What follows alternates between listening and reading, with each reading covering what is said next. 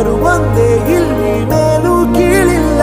ಜ್ಞಾನದ ಹಸಿವಿದ್ದಾಗ ಮೊದಲು ಕೊನೆಯಿಲ್ಲ. ಮನೆಯೇ ಮೊದಲ ಶಾಲೆ, ತಾಯಿನೇ ಗುರುವು. ತಾಯಿಗೂ ಪಾಠ ಹೇಳಿದ ಗುರುವೇ ಅರಿವು.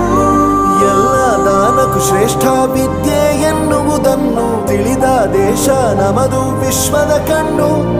ಮುಂದೆ ಗುರಿ ಇರಬೇಕು, ಹಿಂದೆ ಗುರು ಇರಬೇಕು. ನಂಬಿ ನಡೆದರೆ ಸಾಕು, ಸಾರ್ಥಕ ಬದುಕು.